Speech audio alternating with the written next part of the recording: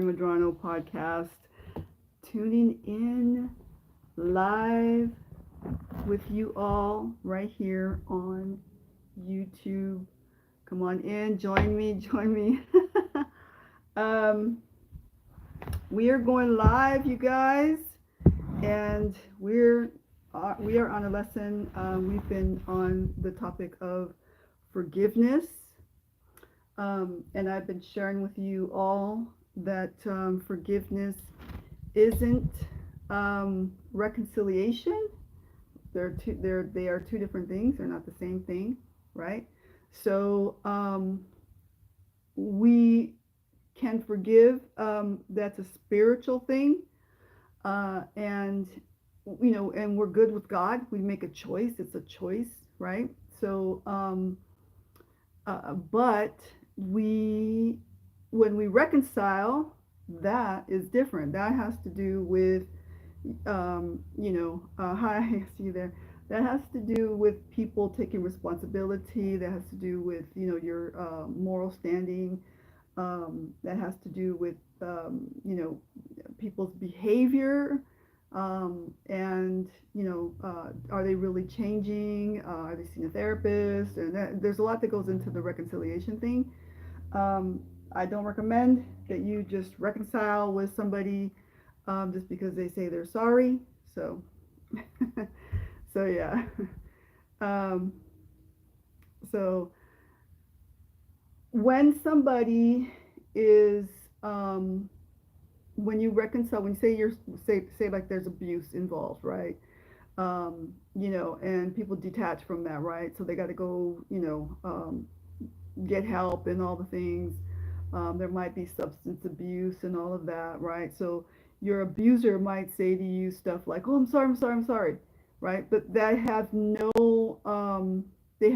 wanting to really change, and it's not sincere. It's only a tactic, a manipulative tactic, right? So we want people to be sincere about, when they are going to reconcile, what if the apology is real. So that has to do with, you know, them having some type of remorse for the wrong, right? So,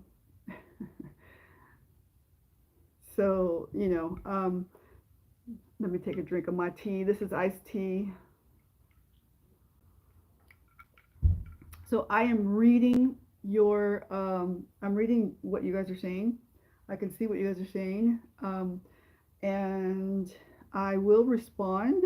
Um, so I've dealt with a lot of different situations. So you got to remember, I've shared with you before that my dad, who is no longer alive, he died of old age or whatever, natural causes, but he was a biker. Okay, he was a biker guy, and I grew up in that environment. So I was not the bad kid. I was not, a biker chick. I was none of those things. I was a motocross athlete, okay? And I was sporty. I was sporty and I was into athletics. So that kept me out of trouble. And another thing is my dad's an ex-convict. And he kept me out of trouble. He basically was like, you are not going to join a gang, whether it be a motorcycle gang or whatever it was.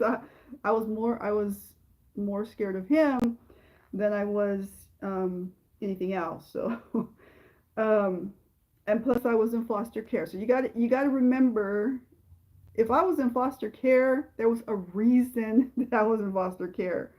So my dad was a good guy, bad guy, um, but he could be dangerous. And when he got dangerous, the house was not safe.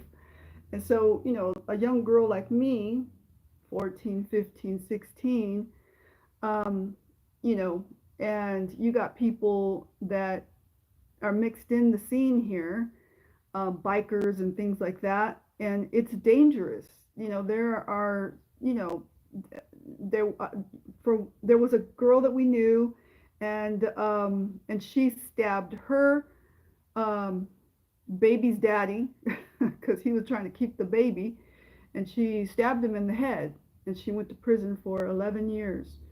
Um, Not only that, but there was then a retaliation that took place, and plus um, she stole some stuff from them, which led to a big retaliation. Um, and so I understand some things, okay? You're not looking at someone who doesn't know some things, and when you write stuff, and you're asking me questions, I'm someone who has lived it, lived through it. But not only that, but I've seen people then overcome. I've seen people, get off drugs. I've seen people turn their lives around, and there's hope. So I'm on that part of hope. Okay, I'm not on the part of condemnation. I'm not on the part of, all these bad people in my life thing. I don't go on and on and on about, oh, poor me, and what happened to me. um, my life is good. I have a wonderful life. I've got great kids.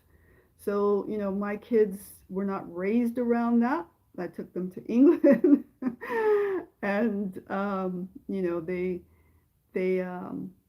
they got into their own little mischiefs as teenagers, but nothing even remotely close to what I have seen in my life, before I turned even 14 years old.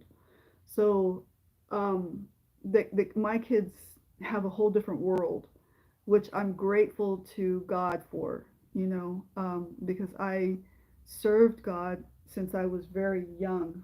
Since before I even had kids, I was already, a Christian, and had turned my life around, had, started going to a church, and, wanted to, um, do right in the world. I've seen so much darkness, um, that I wanted to do right. Now, in honor of my mother and father, the Bible says, honor your mother and your father. I do, and I keep the good parts. I remember that there was some darkness in our world, um, you know, in that arena of being, in a biker family and stuff.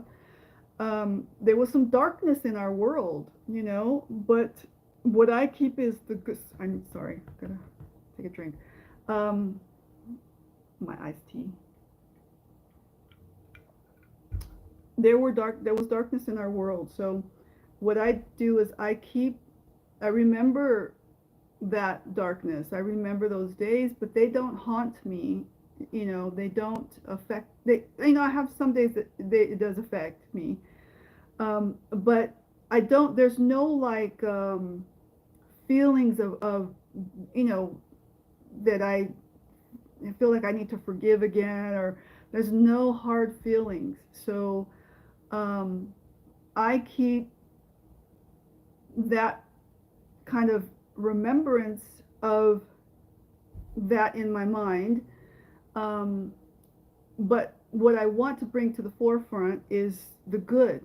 There was good that I learned through all of this as well. So, my parents had good days and bad days, like we all do. Even me as a Christian woman, my kids will tell you that I'm not perfect, right?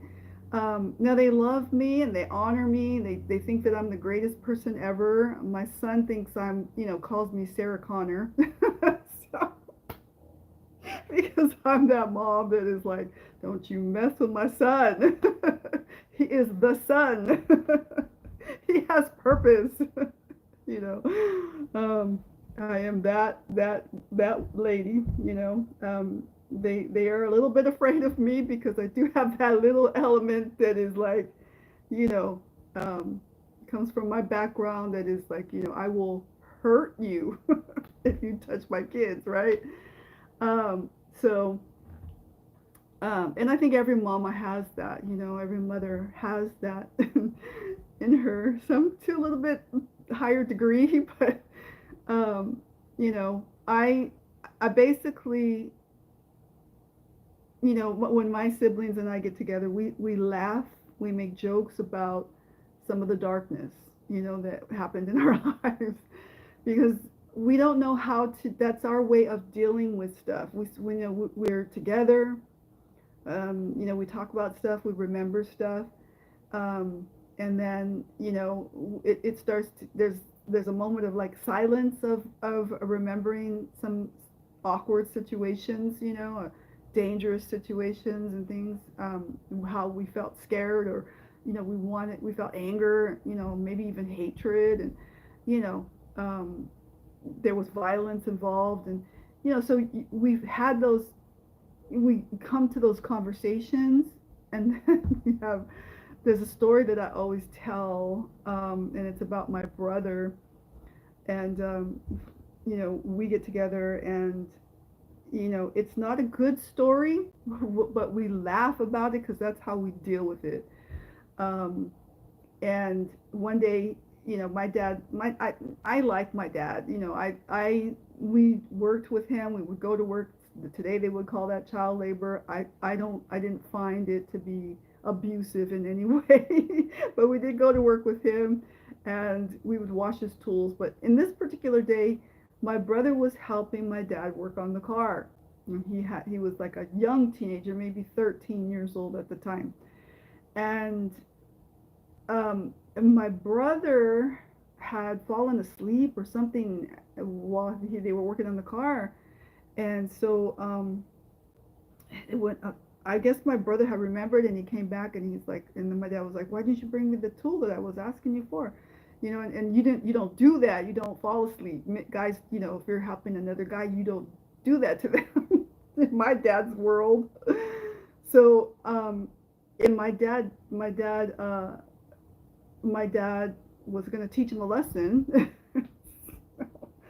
And so what he did, I know I shouldn't be laughing, but that's how we deal with it, and it's not funny, but what he did was he threw him, that we had this big, like, this tall, maybe it was like 7-foot hedge of bushes that, was the parking, where my dad was working on the cars, and then the other side was the lawn and the house. And my dad, we just see my brother flying over the hedge like Superman. He's flying, bam, and he hits the grass, right? Thank God it was grass. And he hits the grass, and he's getting up, and he's like shaking himself up, and he's like dazed, he doesn't know like what the heck what's going on. And so when I get together with my brother, that conversation always comes up, and it's kind of a release of, like, man, we got through that. Like, how did we get here? How did we survive? But the bottom line is, yes, we got here, but we got here a bit damaged. I've got a lot of scars, not from my dad, but from, no one was watching us, and, I was a daredevil, and so I would, we were jumping off the roof of the house, because I was also a gymnast at the time, when we were 12, and we were dared, jump off the roof of the house, which was about 10 foot high, maybe, up that high. I want to say maybe more, maybe about 15, but we were jumping off, and we were doing it, jumping off and doing a judo roll, and we were daring each other to do this, and no one got hurt, but could have been very hurt, but I didn't get hurt in that particular time, but other times I got really hurt, and scarred up, and the motorcycles, of course, a lot of, I've got major wounds from, riding dirt bikes, motocross, to the level that I was riding, and they don't look cute, they're not cute. So, like, they're big, huge scars, and so that came with it.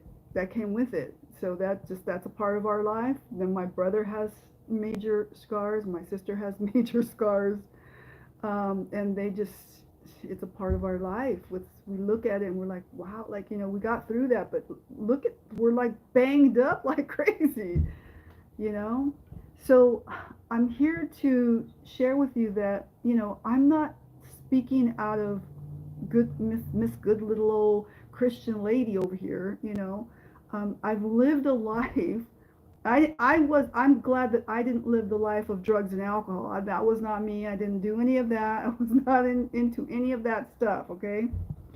And even though I was in the life, in the scene, um, I never, that was never attractive to me. I didn't like to be out of control because I was so much in tune with taking care of my siblings that I could not be out of control. I didn't want to be out of control. I was very, very much not selfish. I was the mama from day one. And so, you know, you live a life that, you come out of it and you're like, now when I'm talking about it, I'm thinking, wow, was that really my life? That really was my life, right? So, when I'm talking about reconciliation and forgiveness and all these things, I know what I'm talking about. Okay? And even in some places, this didn't happen in my life, this not me personally, but I have met people, and these people are my friends, and they have had you know um, domestic violence in their beginning life, with drugs and domestic violence, and there was stabbings, there was major abuse, and they had a time of coming to know God, and they had time of healing and reconciliation. um, Thankfully, when this man got off of drugs and alcohol, um, he was doing hard drugs. When he got clean and got off of the substance abuse, he was a very naturally remorseful, um, educated, um, you know, uh, person. So he took responsibility naturally. Not everyone takes responsibility naturally. Some people got to go to therapy and, you know, realize that you are actually hurting someone's life, right? Because some people just have such a barrier and protective mechanism in them that they're such in denial that they cannot see. They can see, but they don't feel the remorse. It's a pretend. It's an acting. So they've learned how to act out the remorse, but it's not true remorse. So those are very dangerous people like that. So take another drink of my iced tea. And I spent a lot of years as the little girl who was very observant, okay? So I learned in my young years, how to discern a room, how to fill out the room, how to, look at someone and say that person is dangerous, okay? Other people don't see it. Other people may not know it. They because the person is putting on a play, they're acting out, but there's some type of thing that isn't connecting quite right? And I have been through so much that I can see it. I can see it. It's called discernment. It's called, have learned some, safety mechanisms that keep me aware. So, can you forgive and reconcile? Yeah, you can. You can. But I usually tell women, because although women can be very dangerous as well. I knew the woman who, she was in a biker gang. I'm not going to name any of the names of them, but she was in that biker gang, and she was a very dangerous person. She was even more dangerous than her boyfriend. And so, you know, uh, she she was not to be played with or messed with, you know. And again, he was, you know, threatening her with her own child, and so she, you know, she just, you know, did what she had to do, and she went into survival mode. So we're going to talk about. I'm going to pray with you guys for a minute. I went into a long story, but I want to talk. I want to pray for you guys because we're going to go into some really deep stuff here. And people are going to wonder, like, you know, how do I forgive? Why should I forgive? And, you know, you know, somebody has hurt me really badly and this and that. Yes, I know. I know that people hurt people, okay? Um, so, you know, I know that, I know that, thanks for tagging me in that.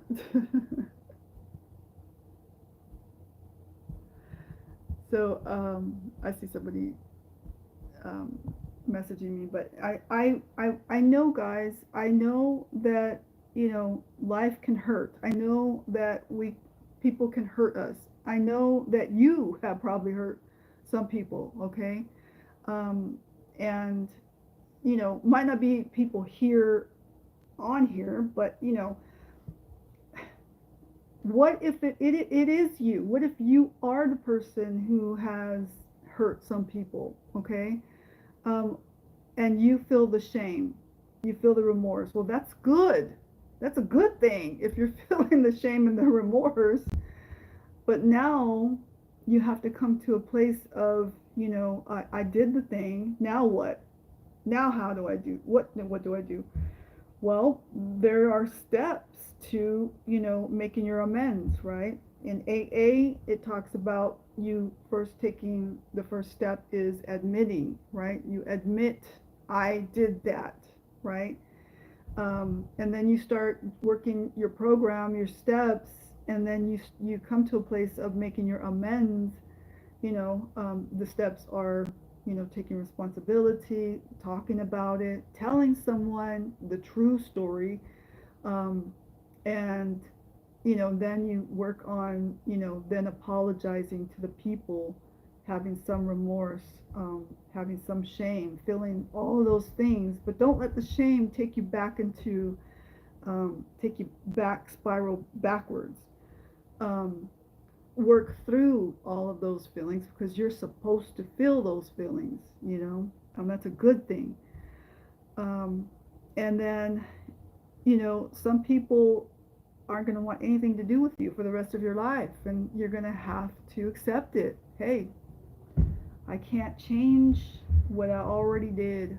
All I can do is go from this point on, and I can't change anything else, because somebody else has their own life and their own decisions, right? So there were times when I couldn't be in reconciliation with my own father because he was dangerous at one point. There were times when I had to have conversations with my own father to say, you cannot see the grandkids. I'm not going to put them in this situation. I had to have really hard, conversations with someone who I deeply love. I love my father. I like have, you know, I'm proud of some things that he's done. I have to look at some of the darkness and say, that's not okay. And I don't want that in my, I don't want my children to be, you know, exposed to that either. You know, the way the conversation goes, that, you know, you brag about certain things, you brag that something, you brag that you hurt someone, you know, and that's not okay. I don't want my kids to be around, you know, somebody who's bragging that they hurt someone, you know, um, and that's just not, that's not, that's not well thinking. And it's difficult when I'm a young mom and I want to, you know, I imagine a world where, you know, my kids could be around their grandparents, and, you know, we can have Thanksgivings and Christmas all together and all those wonderful things. Well, that just didn't happen for a lot of years, okay? That just not going to happen, wasn't going to happen. I wasn't going to sacrifice my kids to have, a Christmas like that, okay? Um, and it was a very difficult one, and I felt shame, and I felt, a lot, and it even chokes me up even just still talking about it, because that's how deeply I love my dad, right? Um, because he did a lot of great things, but some of the things were just not, not okay. They were just too dark and too dangerous. So um, we will have to have tough conversations with people. And so fear is one of the things that we're talking about. I'm going to pray real quick though. Father, I just lift up those that are listening in right now, those that are, commenting, and, they've had some things that they've been through. And I just pray, Lord, for peace and for understanding, for wisdom to know what to do. And Father, I just pray for myself that you give me the ability to articulate, what it is that I want to share, and how we have hope in you, and that there's hope and healing, and sometimes that healing doesn't always go the way that we, imagine it could be. Um, and so, Lord, help us through those moments, when it just doesn't go um, in that wonderful way that we thought it was going to go in. And Lord, help us to get through those days in Jesus' name. So the concept of fear is a kind of a strange thing, and it goes with all of the things that I talked about, because when we're dealing with reconciliation and we're dealing with forgiveness, there is a element of fear in that, right? There are things that might be some type of a crisis that you were in. In some cases, it's dangerous, and you're not scared because you're scared for one. Yes, you are scared that it was dangerous, but that's not the main thing that I was ever scared of. Okay, it was the conversation is what I was scared of. I wasn't scared of the danger, the harm that could be done to me, but I was scared of that I may not be able to reconcile with my loved one, my own biological father. I may not ever be able to reconcile with him. If he doesn't, understand what I'm trying to tell him, that I don't want my kids around all this dangerous stuff, but my conversations always went well with him, and he was remorseful, but there was no change, and so that's a sad story, um, you know,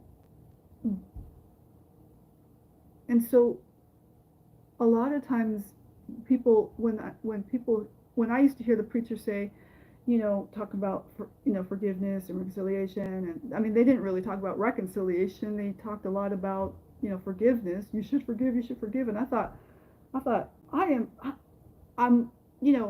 I 100% want to forgive, but I am not going to put my kids in this danger, right?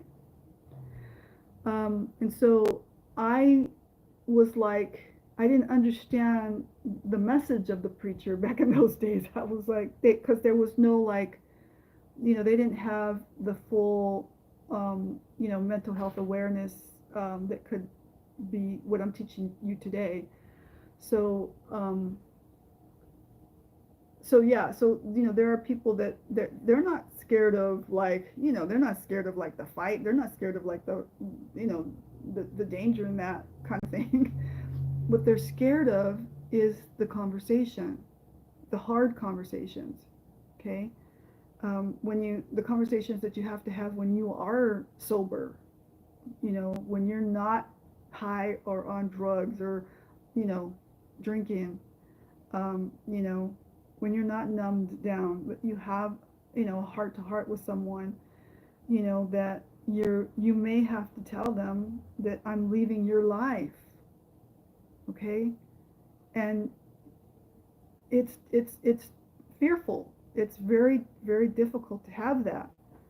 And sometimes you have it because you have to have it, not because you're sitting down and you want to have this heart to heart with somebody, but it's because you have to, because you're in survival mode.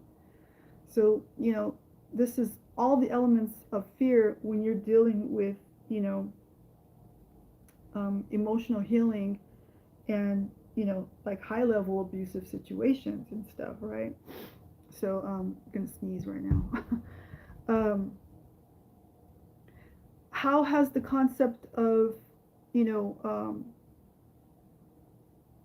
the topic of fear, when you hear the word fear, what does that mean to you? Because everybody, it means something different to everybody. It hits different for everyone. In 1 John 4:18 it says, there is no fear in love, but perfect love drives out fear, because fear has to do with punishment. The one who fears is not made perfect in love.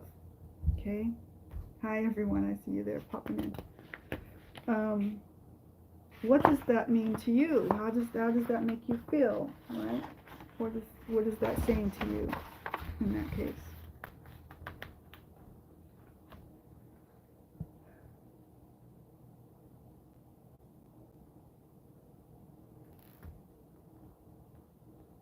So fear is like any other kind of negative behavior. Um, you know, we kind of think it's a part of our identity and stuff, but it is not. It's a part of um, the area in which we may need some growth in. And a lot of these things we sometimes we go through things in life, and we it becomes something that we think is a part of our identity. So we identify with you know someone who's gone through a divorce. They say they don't. You got the when you go on social media. You got, are you single? Are you is it complicated? Are you this or that or what? So you're like, I mean, do I have to like say, do I have to like give myself a title? Like, um, and you're saying, and if you've been through a divorce, a lot of people, you know, now that's their title. That's their like, that's who they are. I'm divorced, and it's like it's a bad word. It's like you're divorced. You're doomed. You're it's the end of the world. You know what I mean? And so like I decided I was not gonna do label myself in those ways, and I'm very rebellious in um, the label thing on social media, right? So, but I do like to play around with it. I'm a movie star, I'm an actor. I'm this, or like I'm a athlete or whatever. And I think it's silly. Um, and I know that um, that's not my real title. And I try to be serious and be like, okay, what is my real title, right? So I don't know, somebody's talking about hotel industry or whatever. But I'll read your comments in a little bit, okay? So I want to read to you some of the words that people fear, that really, really get people, very concerned, and even like when you're dating and stuff like that too, right? So sometimes you can, I know too much, so um, you know, sometimes when you're dating, you can see things that trigger people, right? They don't know that I can see it, but I just kind of just you know I make a mental note of it, but I don't respond or react to it. Um, so some things, you can see it triggering, and you can see that people, your coworkers, you can see it in your friends, you can see it in your family members, um, things that, that you see people respond or react. You can see a little reaction that isn't ordinary. It's like, they're going one way, and things look like it's going smooth, smooth, smooth, smooth, and then bam, something like, what just happened? That feeling, right? That you're like, I like this person, right? And you're like, it's going good. And you're just like having every day. It's like hi, but then 1 second goes by, and you're like, whoa, something just shifted. What in the world just happened, right? And it's because something triggered. Maybe not. Maybe you didn't trigger it. Maybe they have to deal with their own self, whatever. But I need a moderator. Yes. Anyways, but not right now. Let me finish my lesson. Okay. So here are the words: criticism. Who likes the word criticism, and who likes to be criticized, right?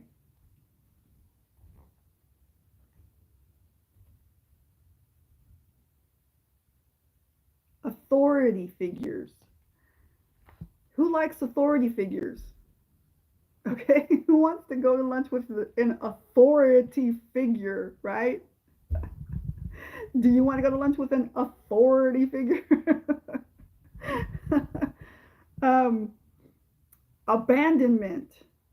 Who likes the word abandonment? How does that make you feel, right? Sad? Concerned? Uneasy? Abandonment. Okay? Some people, you know, when you sometimes, you can see this in workplaces and things, or when you're making an appointment and you have to say to someone, I can't do that today. I can't keep this appointment today. People who have been abandoned or have abandonment issues, you can see a shift in their feeling. They take it personal, right? It's personal. Um, and so that's abandonment. Rejection. Rejection. Sometimes you can see this in people. There's a lot of us have had a rejection in our lives. Um, you know, the boy who didn't like you, they liked your best friend. Yeah, I've had that before. um, the girl who you liked in high school, and then she chose the star football player instead. You know what I mean? um, Rejection, right? Or you asked someone out and they said, they gave you that look like, no, you know what I mean? And you're like, it really like affected you, right? And so that's rejection. Or that job you really wanted and you thought, I am the person for that job. And then you get the notice back. They usually don't say it in your face, but they usually send you a letter or an email now that says, I'm sorry, but we chose to go on with someone else. you know, and you're like, that's rejection. You're like, but I know I could do that job. Um, Anger. Anger, how does that make you feel, right? How does that, and there are some people that they get afraid of angry people, that people that come at you and they're like angry, and they're yelling, or their tone has changed, or they're upset with you. I'm angry because of this. And some people can't handle it. They can't, right? So they get like um they get they have a fear of it. So, or you know um or you might be causing fear in someone in the way that you react to anger or whatever, right? So let me clean my glasses real quick here. Okay. Um, Failure, fear of failures. Do you realize that some people will go their entire life avoiding, I mean, they will go their entire life avoiding failure, okay? They will not try the new game. They will not try anything new, because of failure, okay? Okay, that didn't come out, did it? I am a former athlete, okay? I still like to do some athletic things. I still like to ride a motorcycle from time to time. I still like to do, some certain things that are sporty. I like anything racing, Formula One and, things like that. I, but I am a person who, who is very cautious about new things. Anything new, I like to be in control. So I like to know, I'm the one that will study before I go. What is the expectation? you know, and I don't like the feeling of the expectation or people having this preconceived idea of me that they think that I'm going to be this person, you know. They think I'm going to be, fun and exciting and because I'm sporty, but I'm actually very calm and quiet, you know. And so there's the fear of the failure in that, right?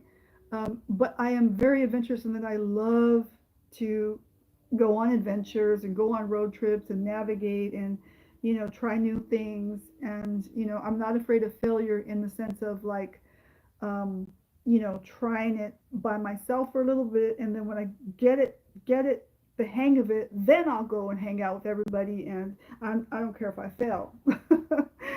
But such as like snowboarding. When I learned to snowboard, and I had friends, they were like, when you come back to California, we're going to go to Big Bear and go snowboarding. So I took snowboarding lessons before I went. I did. That's me. That is me. So you may feel the same way, but some people take it to a higher level in that they won't try anything new. They won't uh, you know, they have lived their whole lives avoiding anything uncomfortable, anything that they may look like a fool doing. But the thing is that, you know, I look like a complete idiot trying to snowboard at age 40. That's when I learned. Obviously, I'm not age 40 right now, so now I am totally not age 40.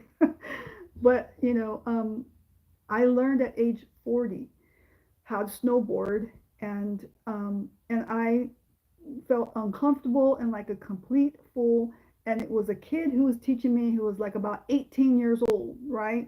This little snowboarder kid.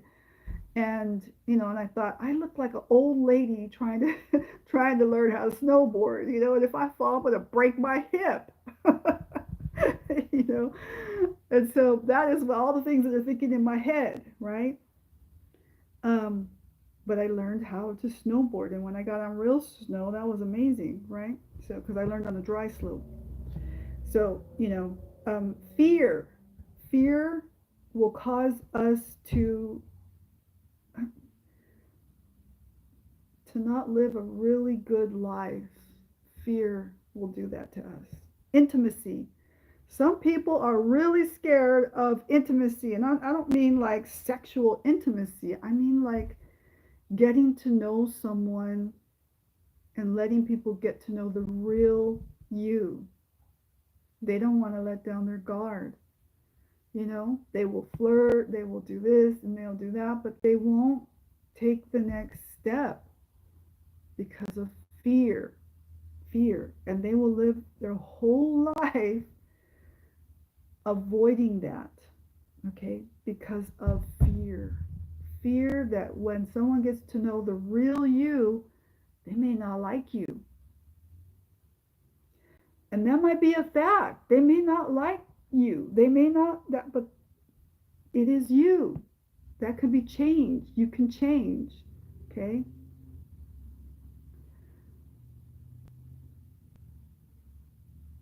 Embarrassment. Okay, that's me. I do not like to be embarrassed. But, I have been, I mean, I really don't like to be embarrassed. I'm just like, I was such a painfully shy child that, and I was high level athlete as well, but I was always in somewhat of control. And I did not like to be embarrassed, I didn't like people to front me off in front of everyone. Don't call me out in front of everyone. I did not like the teacher, to like, set me up where they make you raise your hand. Do you know the answer? And if you don't know the answer, they like embarrass you in front of everybody. I could not handle that. Okay. Embarrassment. Some people will go, and I've learned how to, deal with this as a grown up, and, it's okay to be embarrassed, and sometimes I just roll with it. It is what it is. I just roll with it. This is, I'm having a not so good day. It is off, and I am embarrassed. So anyway, but some people will go their whole life, you know, afraid, just so afraid, and they will avoid being laughed at. Some people just really don't like to be laughed at. I don't. I mean, I think that was okay with being laughed at. Um, you know, that was kind of different for me. But some people just really, hi, I see you there, Bella. Some people, it really is very hurtful, and they're really, really afraid of that. And so they won't take that class. Yeah, they won't, you know, um, do the thing that, um, where they might, fail in front of everyone, and everybody might laugh at you, right? So um, those are hard things. Some people have a big fear of that. Fun and excitement, letting yourself go. Some people just they will not let their hair down, right? So I know someone who's like this. Um, you know, they're they are always in, well put together. They got to have their makeup on just right. They got to have their hair just right. They got to have everything just right. But so much so that they can't just go, on a spur of the moment trip, to the store or whatever, whatever it might be. They can't just, say, oh, my hair's not done. Let's just, throw it up and let's just go, right? Um, because they have a fear of letting go. They have a fear of, that this might not be fun, or that if they do have fun, that they're going to be judged. A lot of times there's a lot of pastors' wives. In speaking to pastors and pastors' wives, the pastor's wife will feel this, and there are a lot of times, where even I have been. I've always had fun and stuff. But, I've always let my hair down too much, probably. Um, you know, midnight, jumping in the pool or whatever, and or driving, somewhere, taking the kids on a midnight ride, on doing scary storytelling and stuff, and dares, little dares that are not dangerous like my dares when I was a kid. But I liked to, introduce my kids to little dares as well, because I thought that I liked having dares. Um, but some people, they don't find that. That's hard for them to do, and pastors' wives have a hard time with this because they will be judged. There are people that they go out with, and they let their hair down for a night, being themselves, because no one is perfect. Everyone has their hangups, and we are ministers. We minister because we have things that we know how to teach on, and but they are then judged, you know they are then rumors spread about them or whatever, and so that's a hard one, so they don't find it fun and exciting to go out with just anyone. It's fearful. It's a fearful thing. Some people are really afraid of heights. Okay. And they are not the ones that are going to go on some hike, you know and look over the side of the hill. um, so there's lots of different fears. Some people are really scared of closed spaces, going on an elevator, going in a tunnel, like a safe tunnel.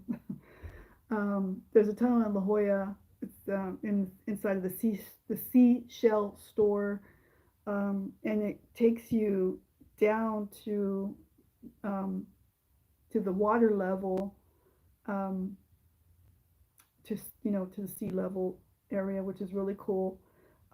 But there are some people that can't go in there because it's kind of scary. It's a cave, closed spaces, and there are people that will not do that. Okay. Some people are scared of flying. They will not go on an airplane, and they will live their whole life never going in the airplane, never going across anywhere far. Okay. And some people are scared of the dark. Do you know that there are grown-ups that they cannot be in complete darkness because they are afraid? Okay. And you shouldn't be watching them scary movies if you're scared of the dark, and too. So and some people are absolutely terrified of being alone. They cannot be alone.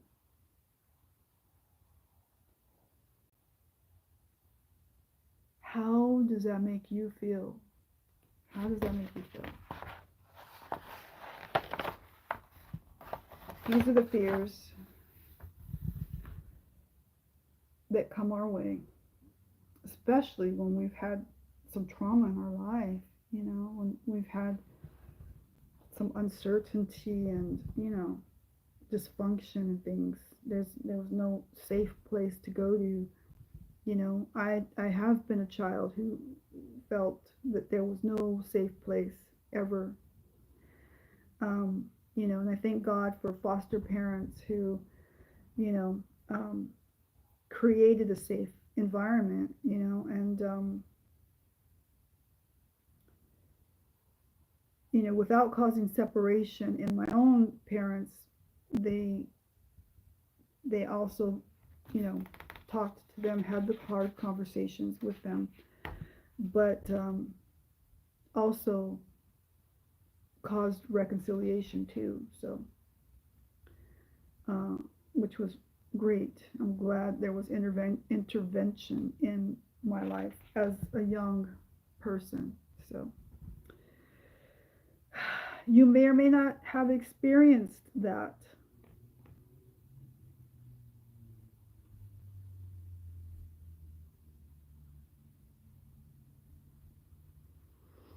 Our negative behavior comes from our sinfulness combined with our perception of and reaction to our childhood experiences.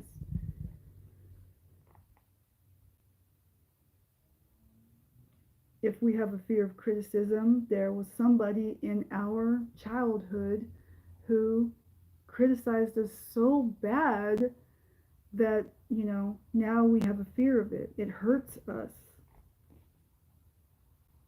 It's so bad, right? It's just so So like that, Then now you go to work and you have a boss and, they're criticizing you. You're like, oh no, I can't handle this. Um,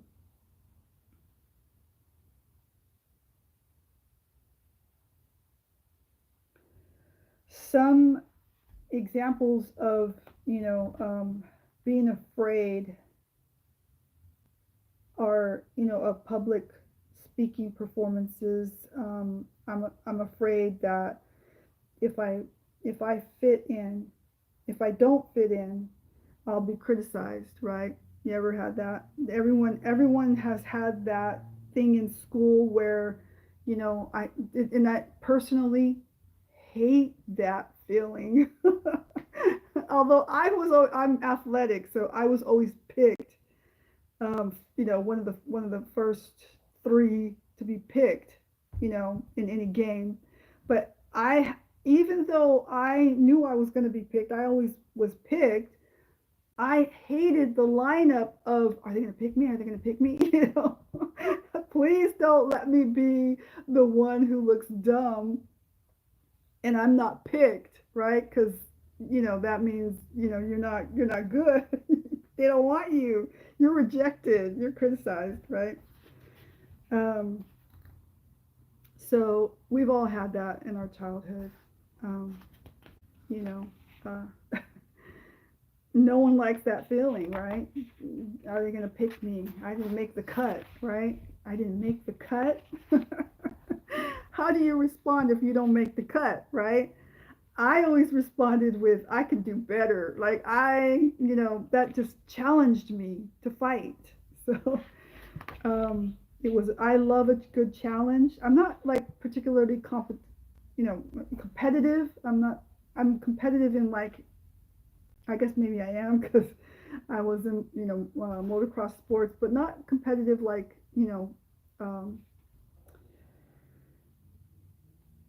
I was more of a teacher. I like the challenge of overcoming more than I like to actually win. So it wasn't more, for me, it wasn't about winning. It was more about, I can do this. It was more a rebellion. I can do this. Even if I'm a woman, I can do this. you know, it was more about that than it was getting the prize. So we're going to wait until next week, and we're going to go into the more the definition of things. Like compensation. What does that mean? When it has pertaining to criticizing, and then we're going to keep going on to the next stuff because we're going to go too long here. So let me read some of your comments. Bless you guys. Thanks for being here. You guys are awesome. What part of this lesson do you like the best? Grimace says hello. And they're eating McDonald's. And Lou Hammer is like wondering what I'm talking about. Somebody's sending me hearts.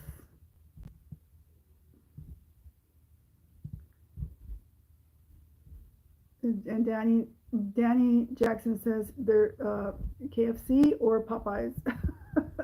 None of those. I do not eat any of that.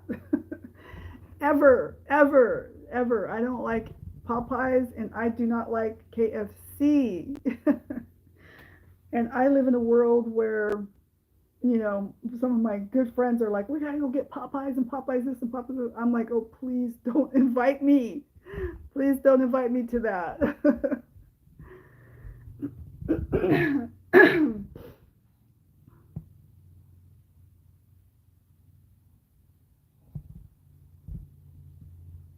Okay. I like NASCARs. Oh, I like, somebody said I like NASCARs. I like anything racing.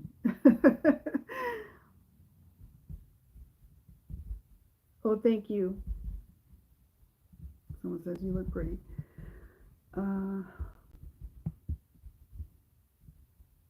Yes, accept Jesus. Somebody says accept Jesus. Death snipe. Hot cakes. Hello. Juan Pablo. Hi, Juan Pablo. No. Sí, sabes español. Only poquito. Not. I don't speak a whole lot of Spanish. Um, Beartooth says, beautiful woman.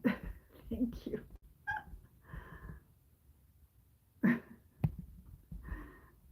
Lou Hammer says, I did all the drugs for you.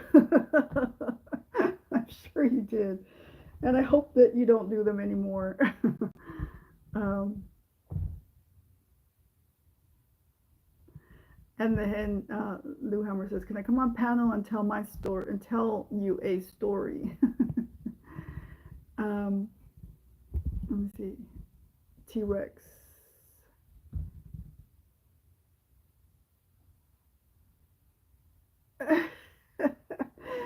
T-Rex says that you're a very beautiful woman, Gloria. A very nice looking woman, Gloria, and that they'll be 50 next month. Okay. Lou Hammer says, real men don't change. Excuse me. Goodness. Real men don't change. Got to keep trucking. Well, I hope that there's some change for good. And Viniket says, Gloria. And T-Rex says, Gloria, is there an email address for this channel to contact you? Yes, there's an email address. It is in my bio. Go check the link in my bio. And you'll see my email. And all of those things there. So, and if you donate, the donations do not go to me. So, you know, I'm not here trying to make money. I have a job.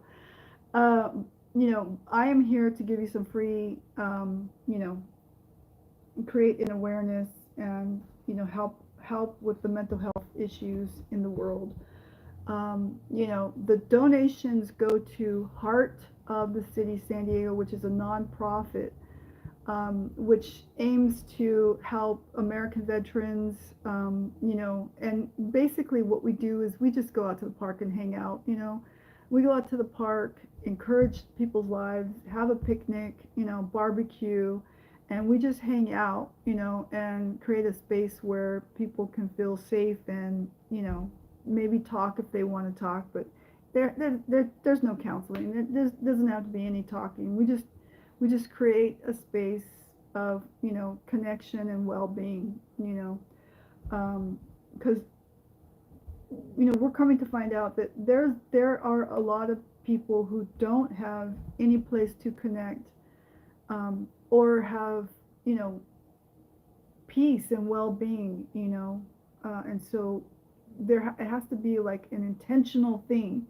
And we have to be intentional about the way that we connect or that we host that type of a connection.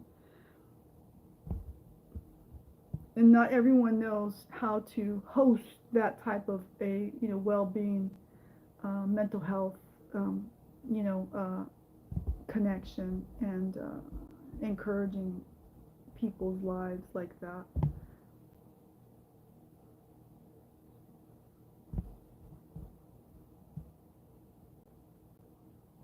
And DGD says, can I be a moderator?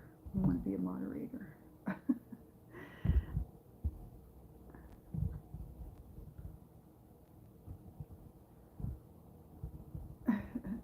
Okay. And now they're saying, I'll sub if you do. If you give me, let me be a moderator, I'll sub. You don't have to sub. I'm not, you know, I'm not, what do you call it?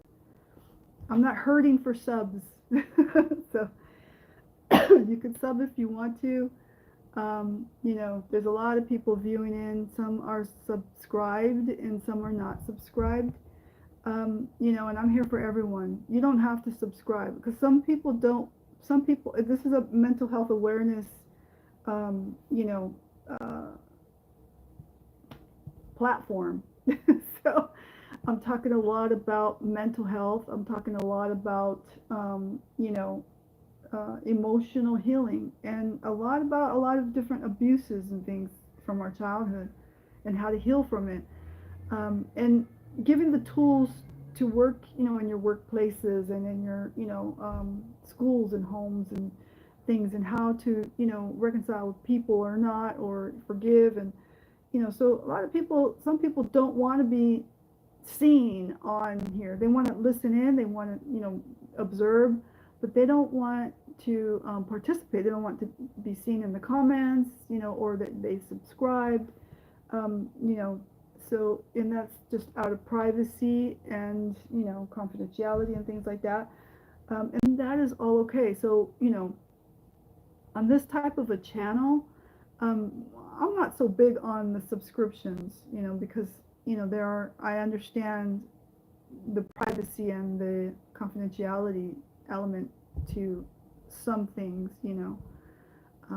So it's okay if people observe from afar. It's okay. Of course, I always like the subscriptions, you know, makes me feel liked. So, you know, I want to make the cut. And T-Rex says, no one's perfect.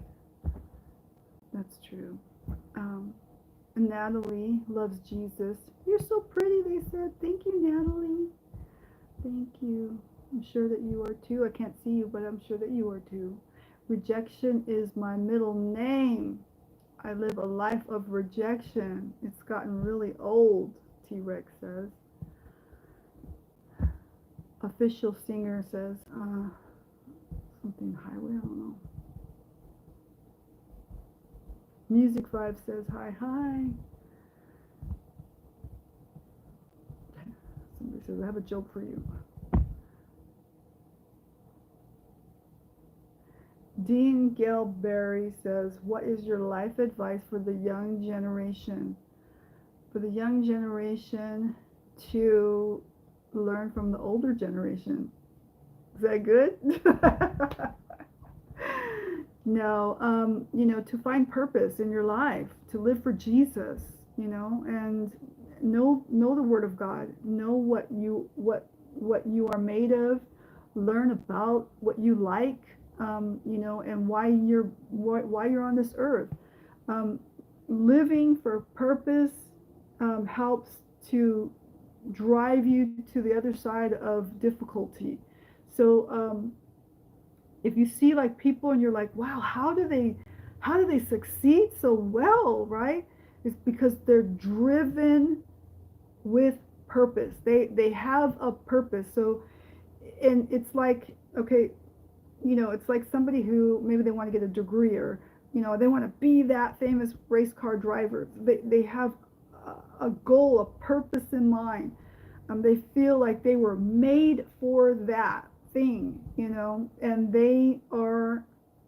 that's all they focus on. And so even when the going gets tough and they have setbacks, they still go for that thing. And along the way, we know that God, of course, wants us to build a better world. He wants us to be a great influence in the world, right? A positive influence, a godly influence in the world, right?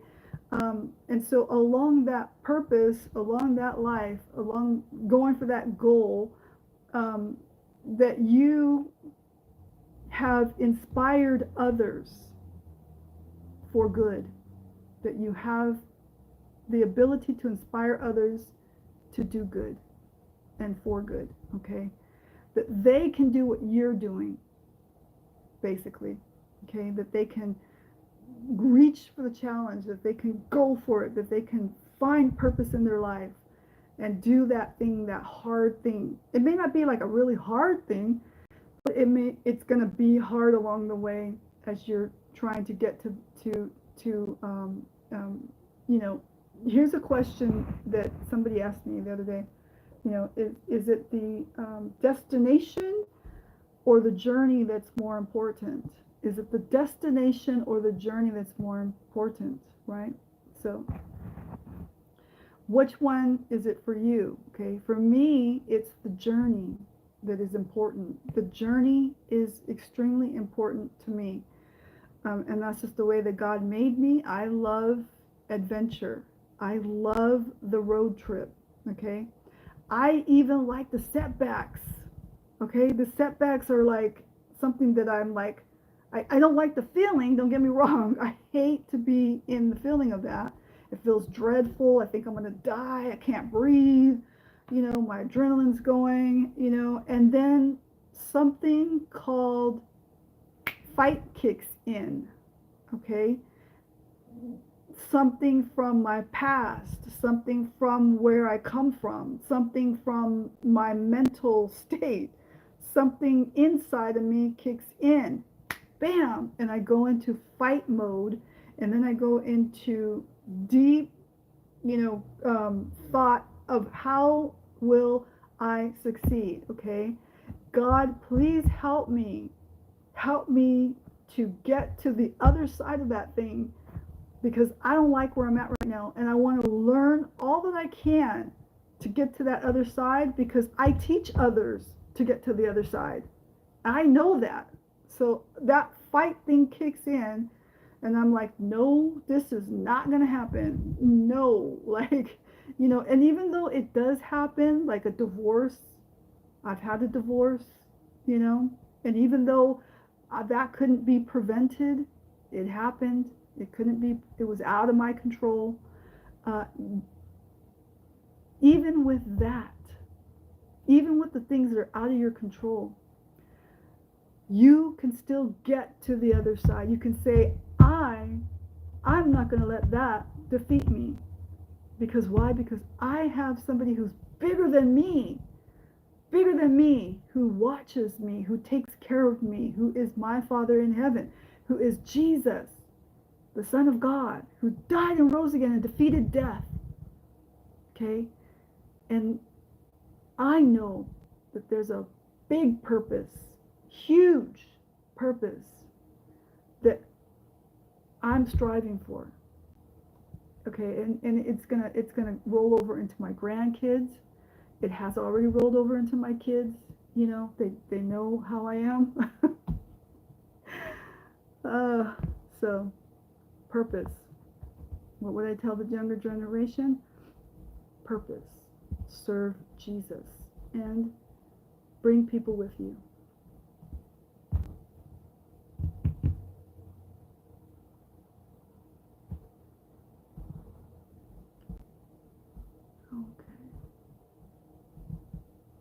T-Rex says, some people don't like being bullied. Yeah, some people don't like being bullied.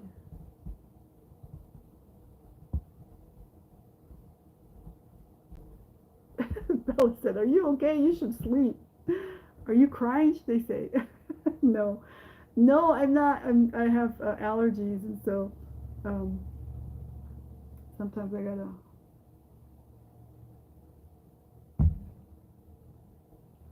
And why do I have dark circles? So let's address the dark circle thing. So I still work a regular job, and I'm a YouTuber. And so tonight I'm going to work, and I work the overnight shift. So, therefore, on Saturdays and Sundays, I don't get much sleep because I'm going to work. And I'm working some people call it the graveyard shift, some people call it the knock shift. I never know what to call it, or the overnight shift. So, and I work that shift on Saturdays and Sundays, and so I get these dark circles that doesn't matter. If I put more makeup on, it's gonna make me look crazy. So I don't add more makeup to it. I just hey, put the glasses on, and hopefully it hides it a little bit. But I'm the girl that this is what you get. So I'm not gonna add more makeup to that. But thank you for caring, Bella. You're so sweet.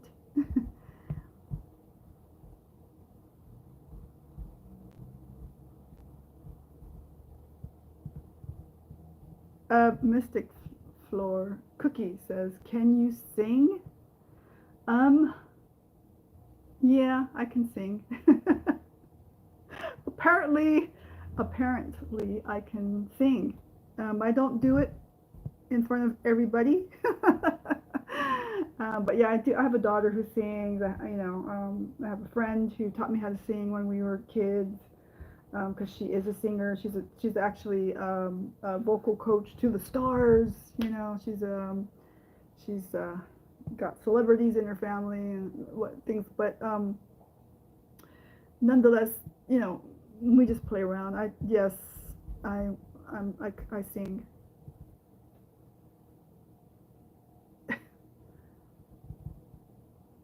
Hi, I see you there. Um, Anka.